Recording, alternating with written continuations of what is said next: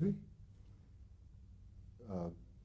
Jess Oppenheimer, who was the producer and head writer of My Favorite Husband. Yes.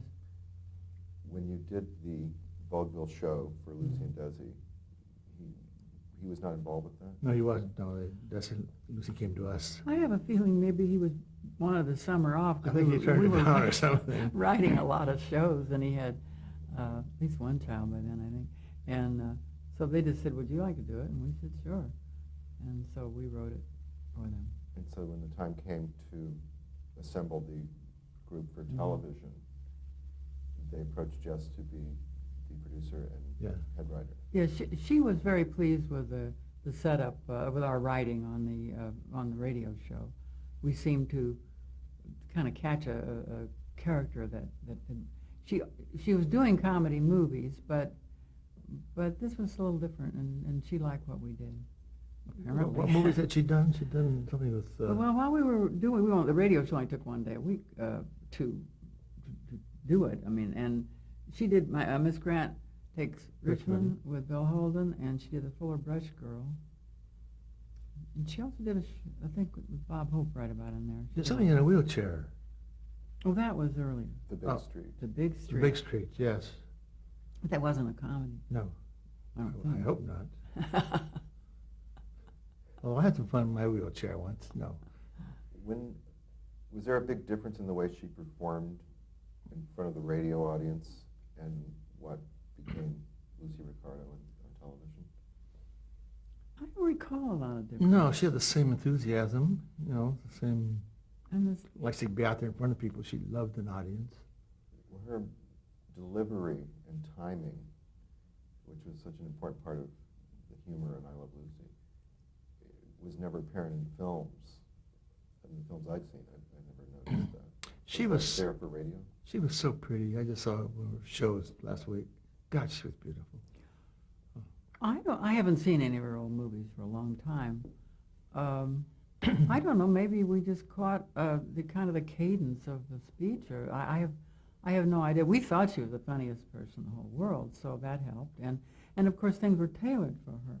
In the movies, it was called, well, we'll get Bill Holden, and then why don't we get Lucy? Probably get Lucille Ball, and so we tailored them to her talents, which of course. Also, the way we plotted was called What does Lucy want this week? Where's she going to go? Nightclub. And sometimes, what do we do to Lucy this week? Hey, what have we done lately? Starched her, put a sheep in her lap. We sometimes started from the back and we had an idea for a big scene, and then we'd figure how to get there, because of course she was so marvelous at physical comedy. We walked down Las Palmas one night in front of Michelle's, a pizza place. We saw this man twirl a pizza. We said, "Hold it, wait a minute, don't make a move."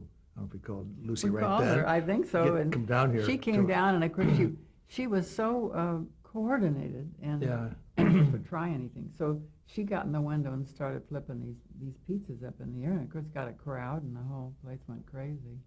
And then we used the whole thing in the TV show. Did you go down to first the radio set a lot to watch your scripts being done, or did you have time for that? Well, the radio show was done all in one day, so you were there for the reading, and you were mostly there for all the readings, because there had to be changes and new jokes or whatever. So we were in the studio the whole time, I think, and then we wrote the rest of the week. On the TV show, we didn't have time to went to all the rehearsals. We did the reading on Monday, and then go for the dress rehearsal on Tuesday or something, or run through, then a dress, and then the show. Also did it in 4 days, which is kind of unusual.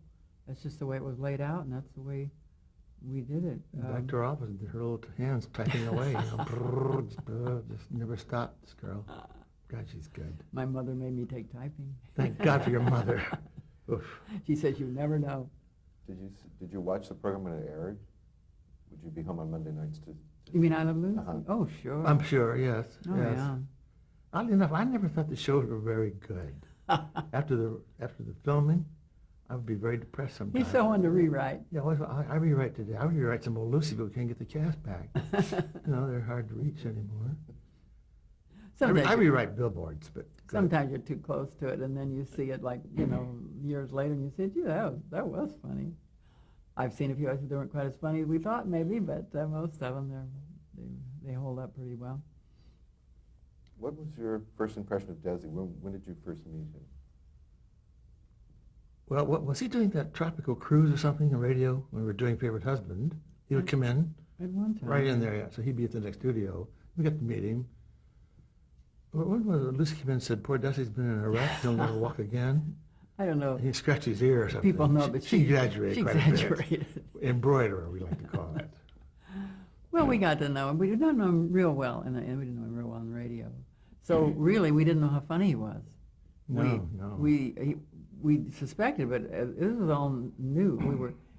When people talk about hits on television, I think they don't figure some of it's luck, because how lucky could you be to have him turn out so well, and to have the Mertzes be so marvelous, and of course Lucy was a genius, so a lot of it was just fortuitous. Also, Desi had a great sense of comedy, almost more than Dear Miss Ball.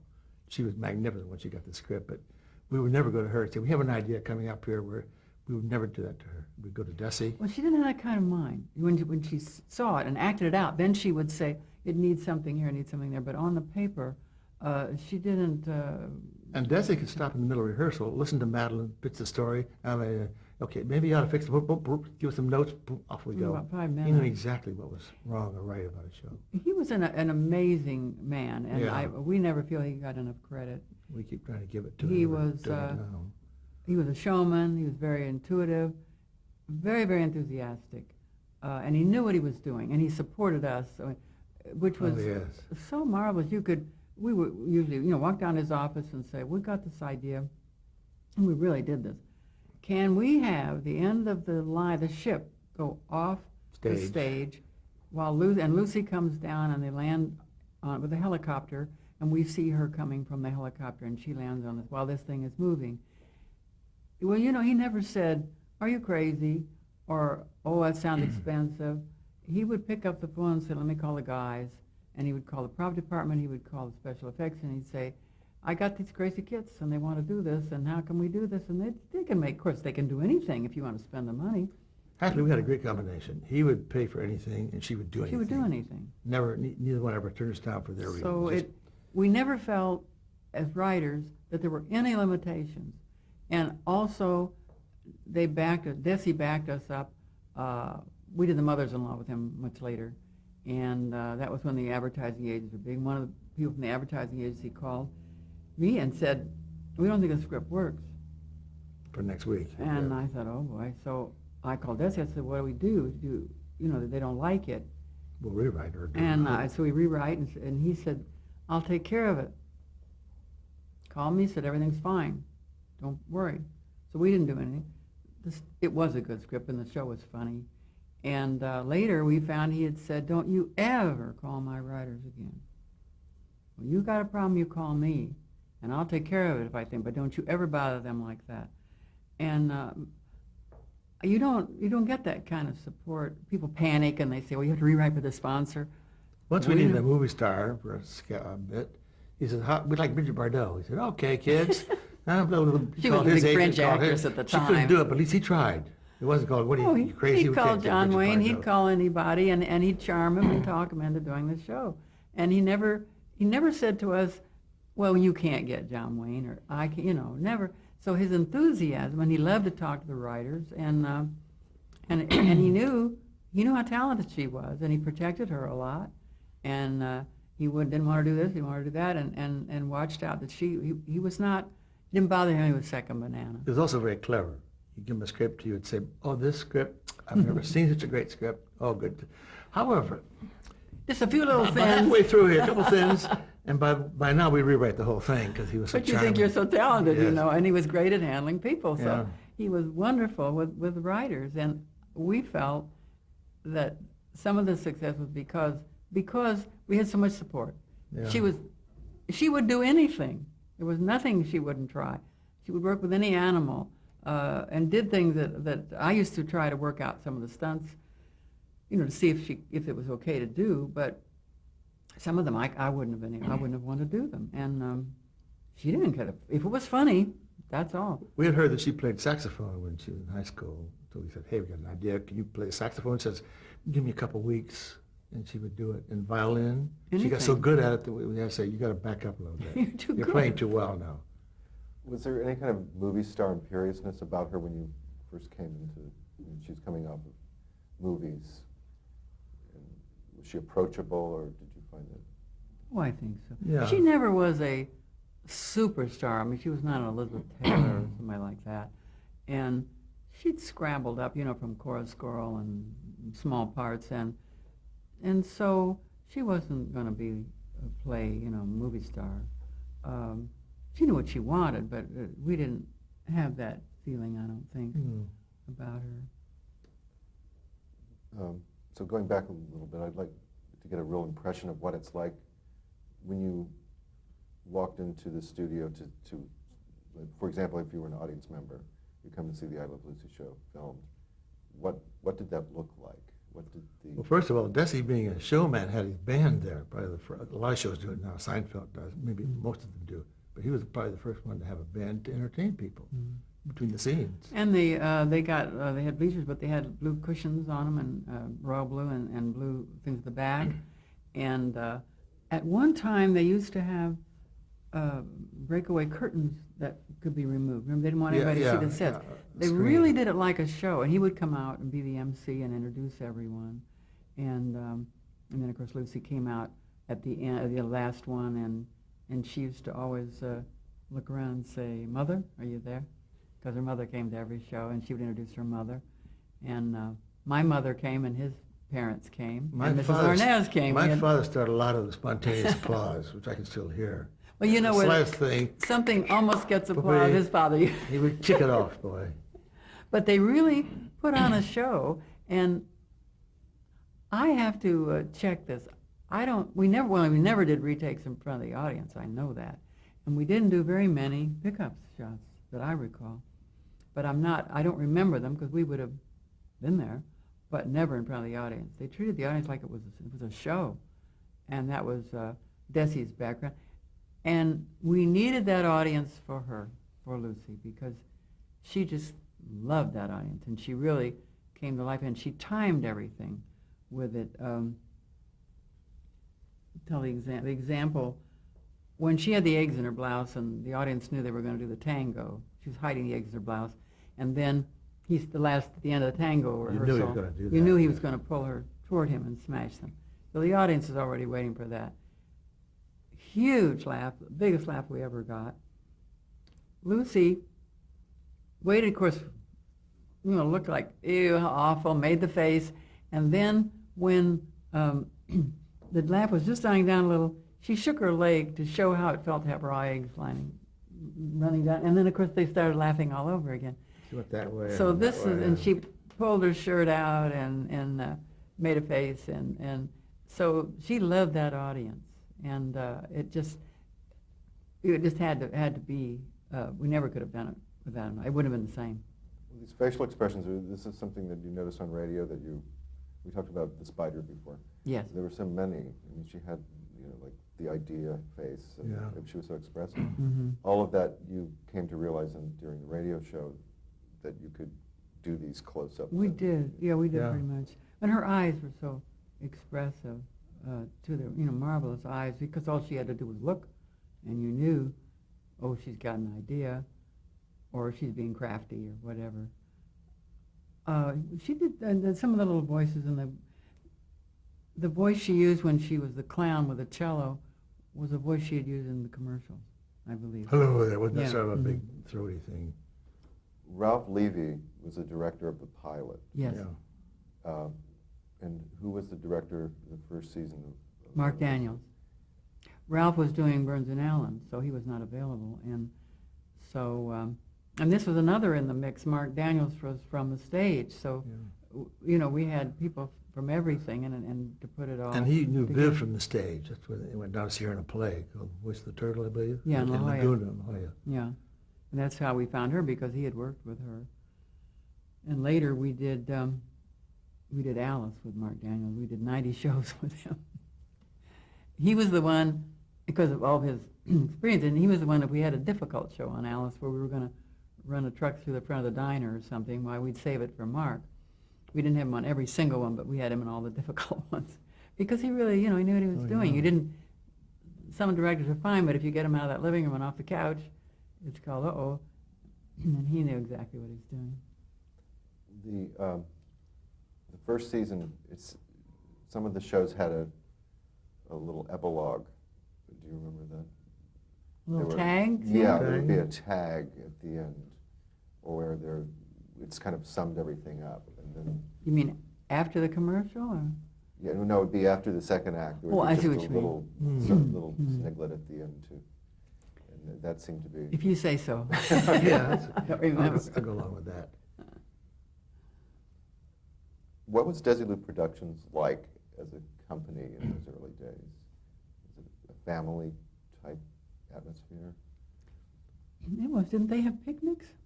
I think they had did have picnics and picnics, played yes. baseball. I think we were usually working. I don't remember going to any of those picnics. And Des used to have big groups down at his home in Corona, too, big barbecues. Well, and out the ranch, he liked At the to ranch, make. yeah. Danny Thomas was there. We used to, we all see each other in the commissary. Armis Brooks, Simmer Bride. Didn't Betty White have a show there, too? We used to see her in the parking lot. I I don't know forget. if that was his I or not. forget. How involved were Lucy and Desi in running the company? Did they? Desi was very involved. Yes. She didn't want to be involved till he left, and then she had to be. This is not what she liked to do. No. But he turned out to be a marvelous businessman too, and he didn't know anything about it. He was a band leader, and so a lot of the success of all of Desi was he hired the right people and he ran it. He came back from lunch one day. He said, I just bought RKO on his lunch break. We talked about how Vivian was found. Mark Daniels found Vivian in La Jolla. He knew her previously. How did William Frawley come into the picture? He wasn't the first choice. I think they asked Some Gleason? Jimmy Gleason. Jimmy Gleason. And in those days, he was a movie star like Bill Frawley, made a lot of character parts and wonderful. Television was beneath him, I And think. television, they weren't too sure about. And a lot of the movie stars, they wouldn't go near it.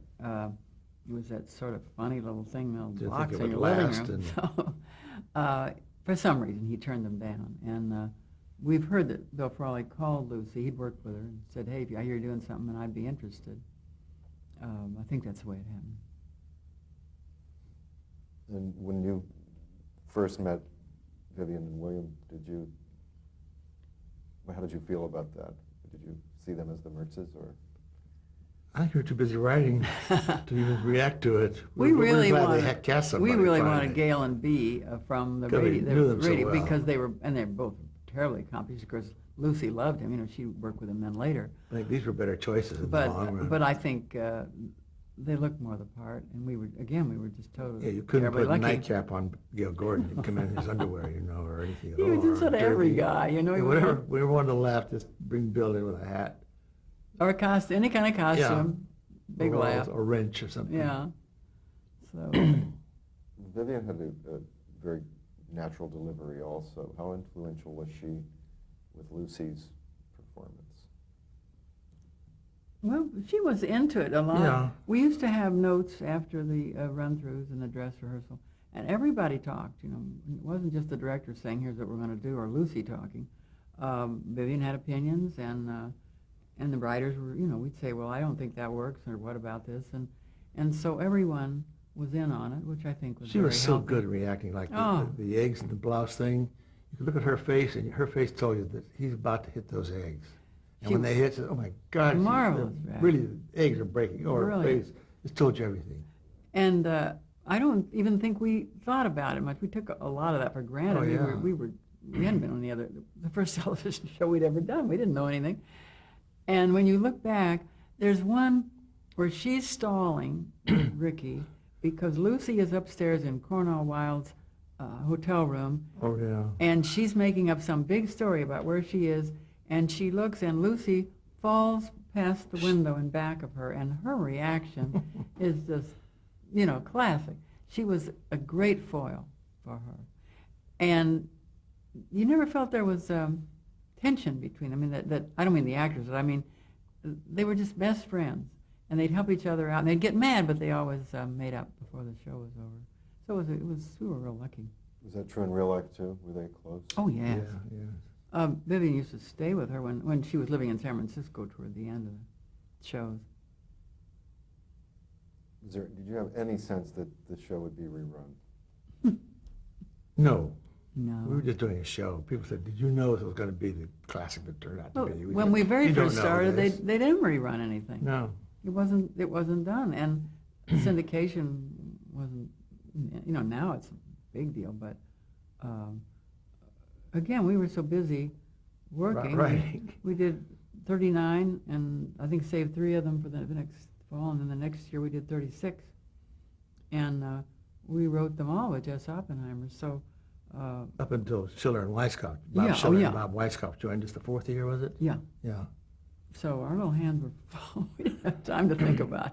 So we did 1 year with 5 of us, and then Jess quit, and then the 4 of us did the next couple, I guess. The 5th,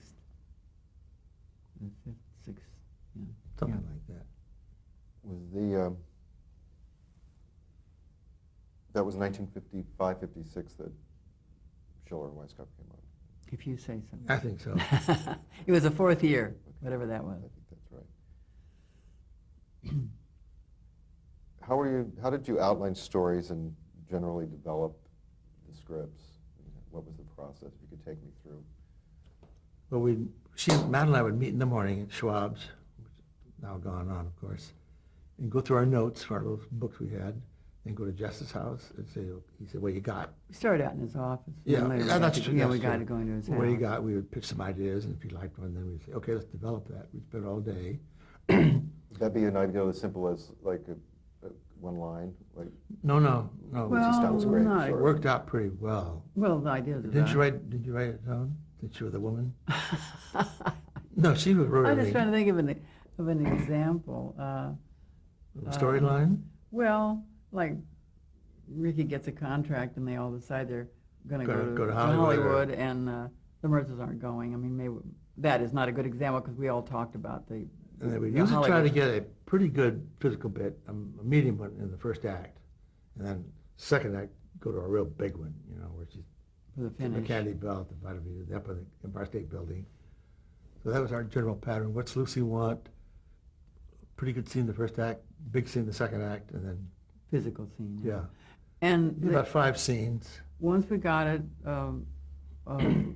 worked out, then I would do the outline, and which was 5 or 6 scenes usually, not very many more. Or at one point, I think Jess used to dictate the outline, but I Yeah, kind of then you forget. started doing it. And then I started doing it, and then we would go off and write the first draft, and then And got over on Friday, Jeff said, "How you come with the script?" We said, "Oh, we're on page 42. We were on page 3. That meant we had to go home that night, write all night long, take the script out to him in his home in Brentwood Saturday morning. Then we learned that the Caesar writes Caesar did writes the did same thing. Remember the details of that? Well, they used to all write in a room, and one man was typing, and they told a story recently on that special that they had, that Sid would come in and he'd look over their shoulder. So when they knew what time he was coming, they'd put a piece of paper in that said, like page 49. And they weren't You'd say, there. "Okay, good." Because he would be frantic, Oh, And- writers everywhere. Well, you're going to finish it. Yeah. Sometime Sunday morning, you hope. But we always said, "Oh, well, Yeah, we're going great 52, here. I We don't are. know. Were there any scripts you didn't use? I don't think so. No, I don't think so either. I don't. There wasn't time to throw out a script if they didn't like it, really. How different was the script film from the first script that you would turn in? Did that vary from show to show, obviously? But Yeah, not too many changes. Any changes during the week, we would know about them. Lucy would ask something, we'd say, "Yeah, but let's do that again. Whatever you did there, do a bunch of those." And the script girl would put it in. They stay pretty much the Once in a same. while, we changed. There would be maybe the ending would change a little, but there was no throwing out of massive scripts or anything because we had been off the air. were you forced to put the musical numbers in? I mean, obviously you had to showcase Desi at times. Mm-hmm. I don't think so. Sometimes they would fit. Oh, not forced. No, we wanted to do that because we didn't do a lot of, in the very early pilot, the kinescope, he did quite a bit of music, but that was because the act we wrote was all his music and her interrupting. Yeah. And it kind of was a holdover from that. But we liked the fact that we had the club and he had the music, because it could give us another. And She we was really always tried to butting in, connect you with know. her, trying to get down the act and being dressed as something and breaking the chorus, ballet or something. When you selected musical numbers, was there any consideration to licensing or rights, or did you just say, this is the song we like, and they would get We it for would you? call up Julie Davidson, who was one of Desi's musicians, who was Yeah, also guitarist. the person we had to clear it with, and ask him if we could, Can we have this? can we have it? We worked, one reason I think we didn't get scripts thrown out, we worked very closely with everybody at the beginning, because we didn't want to waste the time and write a script, and they said, well, you can't do that, or you can't have that music, or so we used to call people up and or ask if we can do this, ask Lucy if she minded doing that, did she think that was funny, or And can the props do it in special effects? you know, so Yes. that we worked ahead of it. We didn't just off in a room somewhere and bring it in and then find out it didn't work. And we used to work out the stunts ourselves. We didn't have time to throw things out, and you didn't want to write a whole script and have it not work. So we knew if the song man, the man who cleared things, said, well, that you can't get that. You know, once in a while there's a song they won't let you have. He said, and then we'd do something else, rather than write it in and find it out when we were rehearsing. So we were... Very practical writers. oh, yeah. Were you doing any summer replacement work at this time? Or were you off in the summer? We did one show called The Whiting Girls, the very first summer. Went on for 13 weeks. Margaret Whiting, Barbara Whiting. Mabel Albertson. You know, cute little show. Didn't sell, I guess. I don't, or didn't go on anyway. I guess Somebody called me from Philadelphia last year. Wanted to know about that. They may be going to run them back there or something. mostly we tried to get a vacation. Yes. which dwindled. By the time we'd start with 8 scripts ahead, and then by the time Yeah, they they were building the sets from the outlines, you know. So, and then we had to come back early and get more shows. So we wanted the time off. Were you under contract to Desilu exclusively, or could you, if you wanted to, or had the time to? If we wanted to and had the time to, we could probably do anything, but we didn't want to. After the last show, I headed right to the airport in Paris and get out of there, or get on a ship, for heaven's sakes, Tom. How closely did the cast adhere to what was written in the script? Pretty close. Very close. Most, yeah. We wrote out all Lucy's physical things. She used to call it the black stuff, and there were big paragraphs. This doesn't mean she didn't add to it, or maybe do something else, but we didn't say Lucy puts on a hat and does something funny. No. Everything was written out. And of course, then what she did with it was brilliant. But she had to have that blueprint to know where she was going. And so they would change jokes or say, Oh, don't, yeah. I don't like that, or, you know, don't you have something else there? Or drop things, you know, of course. We'd put our friends' names in, and they would change it to their friends. Or they keep your high school or not? I think I got to keep my Oh, high good. school. I forget. That was for primarily so they could remember the names? Well, primarily because we didn't have to spend all day thinking of That names, was too. all. I And- used 2 friends in St. Petersburg, 2 attorneys. Our friends got a kick out of it, and then you didn't, you know, you can spend days on naming characters. Editing sent me a note saying, there are 2 attorneys in St. Petersburg with those names. I said, I know that. They're my friends. Leave it in, please. Did you ever have an occasion to have to rewrite the script during the production, during filming? Or something, or a part of the script? Or Very rarely. scene? You mean while they were? You mean during Yeah, that like- week's production? Oh, no. Well, not when they were After that. filming, never. Maybe Jess may have done a couple minor things if they wanted without even telling us, but we never, as I recall.